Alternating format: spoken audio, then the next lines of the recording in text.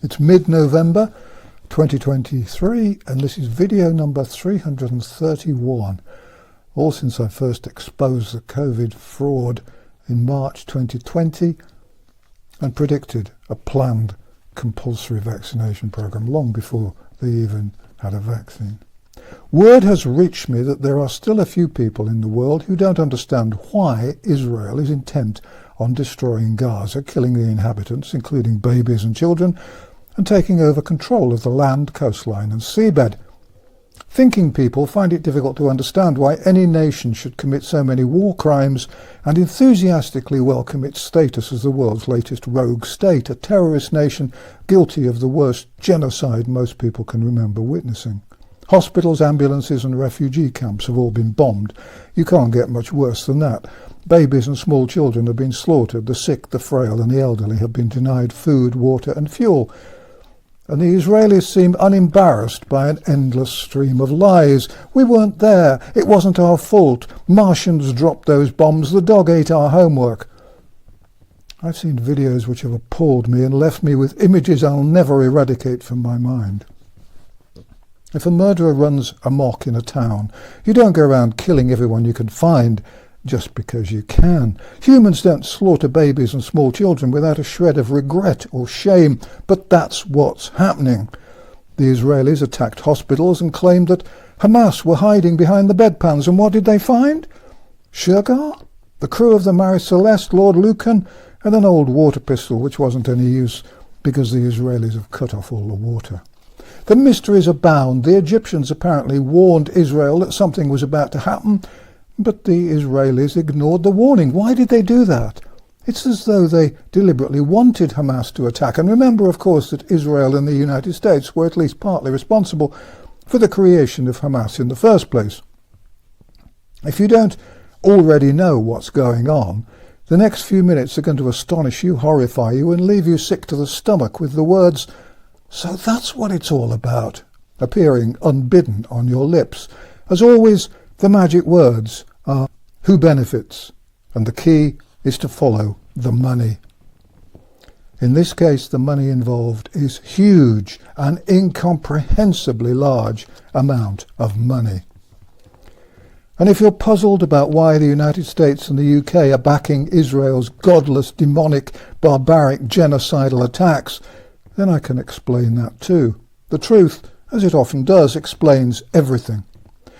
The fact is that Gaza is blessed, if that's the right word, with an enormous amount of oil and gas. Oil and gas fields off the coast of Gaza contain 1.7 billion barrels of oil waiting to be exploited and 122 trillion cubic feet of natural gas. A barrel of oil contains 42 gallons, so multiply 1.7 billion by 42 by the price of a gallon of fuel, and you'll see the sort of numbers we're talking about. It's a hell of a lot of dollars, pounds, euros or shekels. I still use an old-fashioned calculator and it can't cope because the numbers are too big. But I'm told there's over $500 billion worth of gas and oil waiting to be extracted and sold. And that's just Gaza. There's a huge oil and natural gas field under the West Bank too. The Israelis have for years now prevented the Palestinian people from exploiting their own fossil fuel resources. But Israel has now started selling exploration rights to fossil fuels which belong to the Palestinians.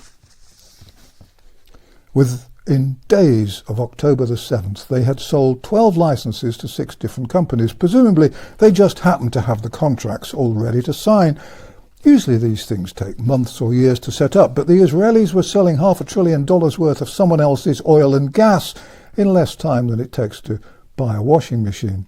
I wonder if the climate change nutters who support Israel know all about the fossil fuels. I'm reminded for some reason of the fact that the British government had a 300-odd page piece of COVID legislation ready for publication within hours of its own expert committee deciding that COVID was no more dangerous than the flu. Aren't these people fast with the paperwork these days? What a mystery. It seems to me pretty clear why the Israelis wanted to take control of Gaza and the West Bank. And it isn't difficult to see why the US government and the UK government are supporting Israel's war crimes.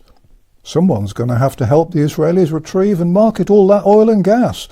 They'll need big oil companies, and there'll be a huge amount of tax to be paid by those companies, and big fees. Back in September, a couple of months ago, much of the oil and the gas belonged to the Palestinians, though the Israelis wouldn't let them do anything with it. Now Israel's flogging what isn't theirs. I wonder if the people of Israel think all this money is worth it. They've lost their status, their reputation, their honour and their future. Israel is and will now remain a rogue state, a pariah. Israel is now a godless terrorist nation, guilty of genocide and endless war crimes. They've already been reported for committing war crimes. Their political and military leaders are going to be standing in the dock, and they will be found guilty and punished. But now you know. The genocide in Gaza isn't about racism or ethnic cleansing. It's about money. Billions of shekels in lovely oil and gas. If you don't believe me, check it out and you'll find I'm absolutely right. And now that the truth is out in the open, it would be nice to see the people who are defending Israel admitting that this slaughter is all about money. Let's see American senators and congressmen and British MPs admit that Israel's murdering babies to get control of a good deal of oil and gas. Please share this short video, put it on platforms everywhere, even on the evil YouTube. A few people will probably see it before it's banned and removed. I've been banned from all mainstream media, YouTube and all social media for years now for the crime of telling the truth, so I rely on your help. The censorship isn't lessening, by the way. I wrote a book about my experiences since I first warned about the COVID hoax and the vaccination program way back in March 2020. The book's called Truth Teller: The Price, and it's available as a paperback, hardcover book and an ebook, or at least it is in some places. In much of the world, the book is banned. You can't buy it. In America, all 3 editions are banned. Take a look at Amazon's American site and you'll see what I mean. The book's there, but you can't buy it. How's that for perfect irony? I write a book describing how I've been censored, banned and lied about, and the book is suppressed.